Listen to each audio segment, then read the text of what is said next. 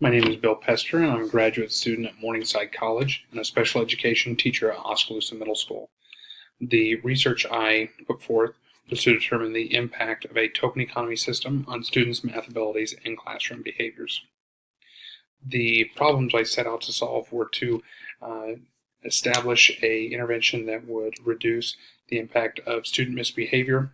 76% of teachers consider it to be the greatest obstacle in public education, and misbehaviors reduce student attention and retention by more than 55% compared to attentive peers. Teachers are spending between 10 and 30% of instructional time dealing with behaviors, and more than 85% of teachers report feeling as though behaviors have increased significantly from 5 years ago. My motivation during the 2016-2017 school year, I was the teacher in a pull-out math classroom for students identified as BD. These students were in a small group pull-out math classroom, and they saw their Iowa assessment scores fall consistently for 2 years before I began teaching. I wanted to identify the academic deficits to serve these students, but before I could do this, I first needed to address their behaviors. The purpose of this study was to determine the impact of a token economy system as a behavioral modification strategy. I chose to utilize the token economy system, and the measurements that I used were the Ames Web Math Concepts and Application Probes, or MCAP probes, and the weekly classroom behavior point sheets. My independent variable was the token economy system. My dependent variable was the MCAP probes to determine the academic assessments, and for classroom behaviors, we utilized the point sheets. My hypotheses: the use of a token economy system would increase the regularity of desirable classroom behaviors, and as a result, improve math assessment scores. The theoretical framework that served as the backbone for my research and my study was Skinner's operant conditioning. In the late 1800s, Thorndike presented operant conditioning. Skinner built upon that, seeking to enhance teaching practices and improve student learning. Skinner thought that student learning occurs through rewarding students for certain behaviors or withholding incentives for undesirable behaviors. Students can then associate their behaviors with the resulting consequences, either positive or negative. Operant conditioning is vast, and its applications are many. I really wanted to pick it apart and take the pieces that were going to benefit this token economy to the greatest effect. And the positive reinforcement component is used to increase the likelihood of desirable behaviors. So if I provide a student with a token or an incentive, they're going to be more likely to repeat those behaviors. And not only that, eventually they're going to improve upon those good and desirable behaviors. Using reinforcers as the response to these behaviors increases the likelihood and severity and the increase in value of these behaviors. The effort, the completion, the responsibility, and the expectations of students will increase immensely as these tokens are provided to the student. Skinner's primary principle that guides this token economy is the most likely behaviors to reoccur are those positively reinforced. A rigid in-class support system that positively reinforces good behaviors, exceptional effort, academic success, or student growth. That's what we're wanting to use to guide as guiding principles for this token economy. Educators can use what works for their content area, for their grade level, for their school building.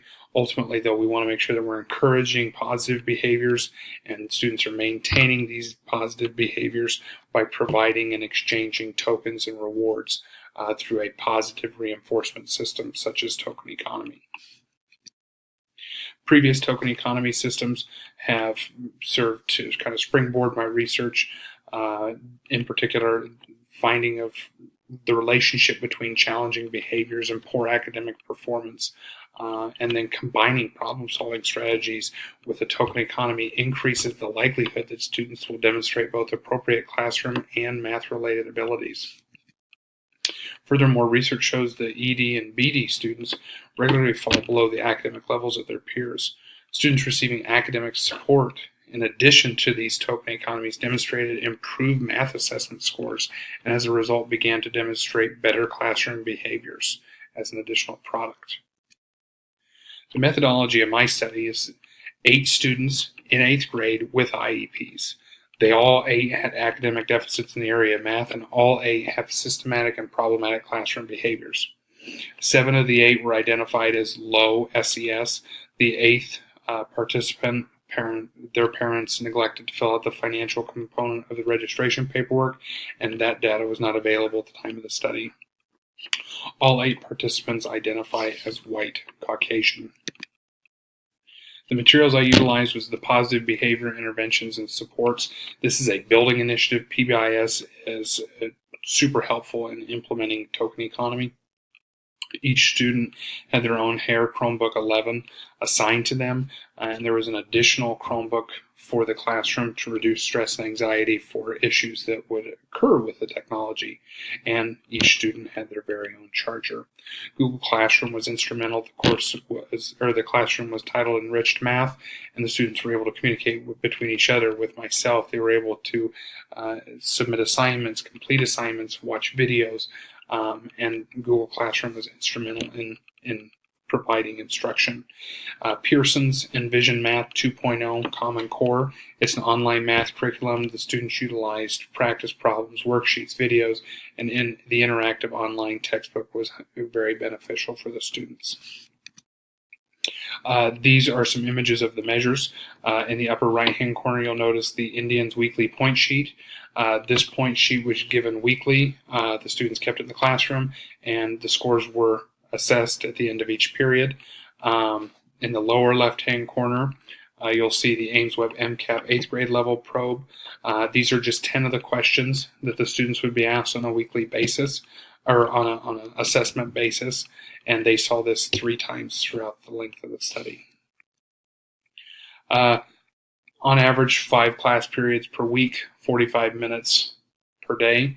The first week was just an in-depth reintroduction, review of PBIS, classroom expectations, and then we wanted to test the students on day 1, and then we also just kind of wanted to see where they were the day before the intervention. So they were tested again on day 5, and these tests were called the initial and baseline tests, or just for simplicity's sake, we'll call them test 1 and test 2.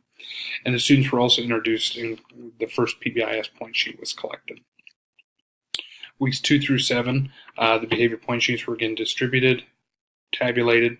At the end of week 7, those points were tabulated, and week 1 and week 7's behavior point sheets were compared. Otherwise, the instruction for weeks 2 through 7 looked like 5-minute bell ringer to review or introduce daily content, 10 minutes to reteach or pre-teach, 5 minutes were spent discussing real-world applications of the material, 10 minutes of lecture, 10 minutes of small group, and then we wrapped up the class period usually with 5 minutes of independent work as a formative assessment. The results: there was a statistically significant increase in both students' math scores as well as their behavior scores, which demonstrated a great impact of the token economy intervention. All students showed growth. However, the results of the experiment only partially confirmed the hypotheses because the intervention periods were too diverse. One was a week, one was 6, and the initial testing on the math assessments yielded improved results without any intervention. You'll see here we ran a t-test with a significant impact given the p-score. However, no interventions were provided between test 1 and test 2. This is where that p-score came about. No interventions. The initial mean score of 4.625 more than doubled to 9.375 5 days later when test 2 was administered. You'll see here the standard deviation for test 1 was 3.701, and the standard deviation for test 2 is 2.722. We're going to look now at test 2 and test 3. Again, a t-test was utilized to determine significant impact with the token economy system. However, the mean score of 9.375 did not double as it did from test 1 to test 2. It did not double from test 2 to test 3. It did improve significantly, but it actually improved at a slower rate with 6 weeks and the intervention.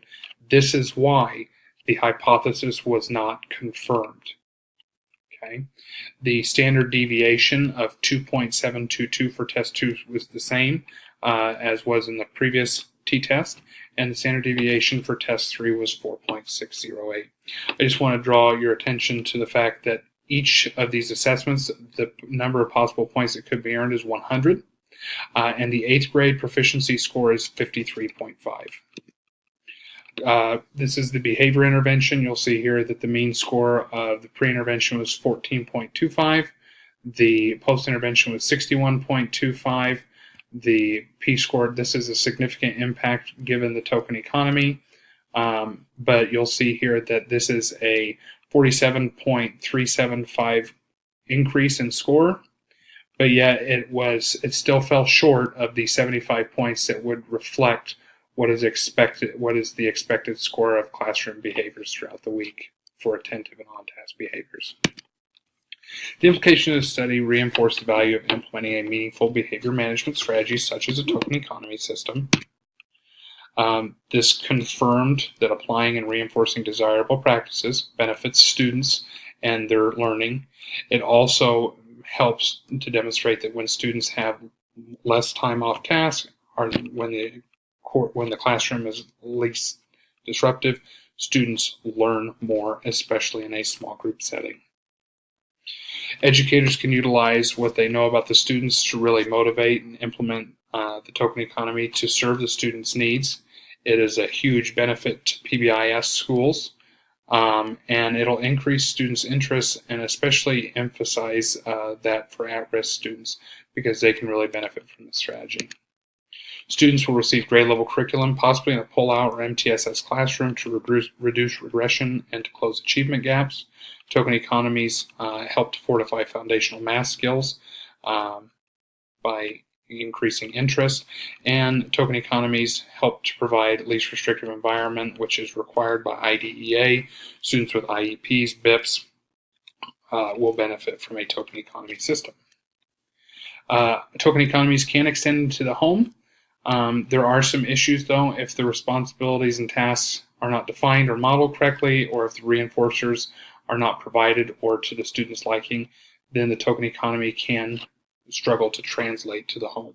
However, Gruber in 2011 found that healthy competition between siblings can be used to motivate one to be the best, and token economies can actually benefit developing encouragement and teamwork, good social skills. As an example, we could use as a family trip would be earned once each child in the family earned 25 tokens. So a token economy can translate to the home and benefit home life if implemented with equity and efficacy. Limitations in future research. Within the research conducted and evaluated, 3 significant limitations came about. Time, length of the study, inequitable lengths, shortened periods, breaks, absences. Conducting the study over the course of a full academic year with lengthier phases of instruction, evaluation, and intervention to make accurately evaluate the participants would yield greater and more accurate results. Student diversity. Each participant possessed different skill levels, strengths, weaknesses, required a significant amount of time of planning. The gaps and the abilities were so diverse, and the educational experiences needed to be taken into account to make sure that the students' needs were met. The participants have other academic struggles such as reading. These diversity impacted the study. The incorporation of more students and or extending the study should eliminate some of these limitations to the participants' diversity. Implementation of a more specially designed math classroom, such as an MTSS or another small pull-out lab, would be beneficial. External influences, the home life, things happening outside the classroom, Wi-Fi dropped, math curriculum being a struggle. These are all limitations, and teachers hit a wall that we cannot meet these.